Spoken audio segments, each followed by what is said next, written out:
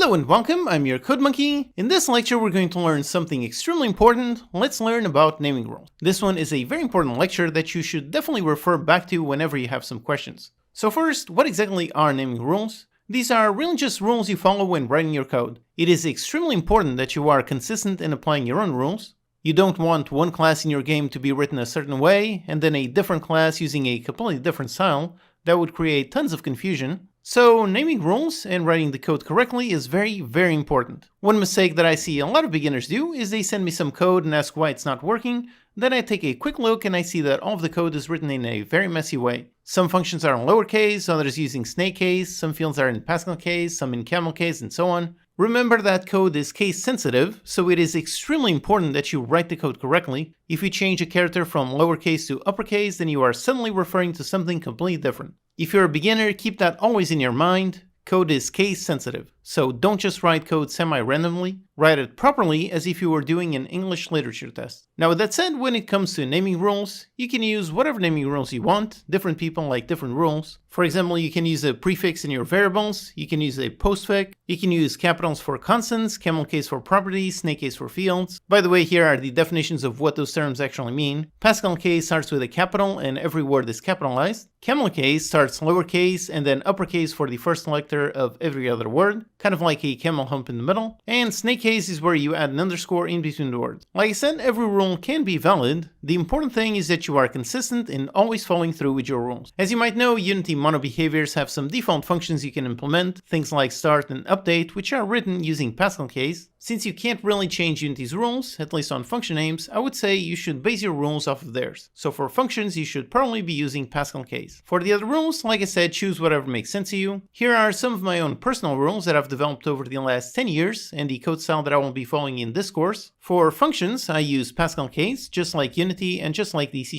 standard. For function parameters, I use camel case. For fields, also camel case. Properties are in Pascal case. Constants are in uppercase snake case. Then another rule is that I like to add the type of the variable as a postfix. So if it's a list, I append the list. If it's an array, I append the array. And now you might be thinking, with this, wouldn't it be an issue if you change the type, then the name is suddenly wrong? And the simple solution for that is that if I change the type, then I just use Visual Studio to quickly change the name. That's it. Then for the curly brackets, like I mentioned in the previous lecture, I like them on the same line. Some people have some very strong opinions about this. Really, it's just a visual style, and this is the one that I personally prefer. If you like Newline, then go ahead and use that. It doesn't change how the code works in any way. And a final rule, spend some time deciding on a proper name and don't be afraid to rename things. You will note how all the code that we're going to write in this course has proper names for everything. You should never use a variable with a single letter like X or K. The exception, of course, would be iterators in a for loop. Also, don't use acronyms or abbreviations. Those might seem clear right now, but in a few weeks you might not remember what they mean. Remember, you don't get bonus points for writing extremely compact code, so prioritize making your code readable and understandable, even if it requires variables and functions with long names. So these are my general rules and the code style that I personally follow. Figure out what works for you and follow your own naming rules. But naturally, in this course I won't be using my own code style, so if when following the course you're not sure how to write some type of code, you can refer back to this lecture and watch it again. Like I've mentioned many times, the code that I will teach you how to write in this course is on the exact same level of quality as my paid courses and my Steam games. So as such, because that, this lecture, these naming rules are all extremely important. Okay, so with this very important lecture out of the way, now let's start playing with some visuals by importing some assets in the next lecture.